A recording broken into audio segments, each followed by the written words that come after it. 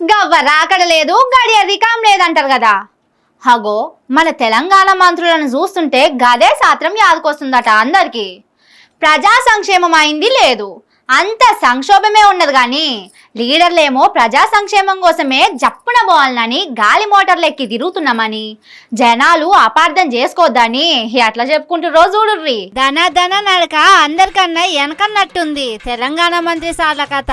హైదరాబాద్ లో ఎత్తిపోయే emergency meeting ఉందని భట్టి అన్న మీరేడున్న అర్జెంట్ గా రావాలని హైదరాబాద్ కెళ్లి హెలికాప్టర్ పంపిండట సీఎం రేవంత్ సారు. మధ్యలోకి పోయి మీటింగ్ లో మాట్లాడుకుంటా ఇదే ముచ్చట చెప్పిండు భట్టి సారు. ఇక్కడికి వచ్చిన తర్వాతనే నాకు హైదరాబాద్ నుంచి అర్జెంట్ గా హైదరాబాద్ రావాల్సిందిగా ఓ సమాచారం వచ్చింది. రావడానికి సమయం సరిపోవట్లేదు కాబట్టి హెలికాప్టర్ కూడా పంపించి ఖమ్మం వెయిట్ చేస్తా ఉన్నారు. అందుకోసం మీరు అనేది భావించొద్దని చెప్తూ ప్రజల కోసం చేయవలసిన అర్జెంటు పనులున్నాయట. కార్లో పోతే లేట్ అవుతుందని జప్పన రమ్మని సీఎం సారు హెలికాప్టర్ పంపిండట. నాకు అర్జెంటు పనున్నది నేను పోతున్నా ఏమనుకోకుండ్రి అని జనాలకు చెప్పి హైదరాబాద్ బయలుదేరిండు భట్టి సారు.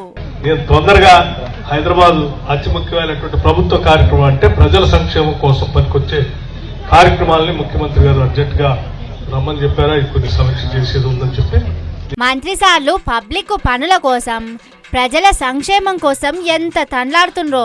కార్లెక్కిపోతే టైం ఉండదని గాలి మోటార్ల పోకుండా పైసలు ఆదా చేస్తుండ్రు. కానీ పనులు జల్దీ కావాలని గాలి మోటార్లు ఎక్కిపోతుండ్రు. గాని ఆ పనులే ఎందుకు ఆలస్యం అవుతున్నాయో ఎవ్వరికి అంతుపడతలేదని అనుకుంటుర్రు జనం.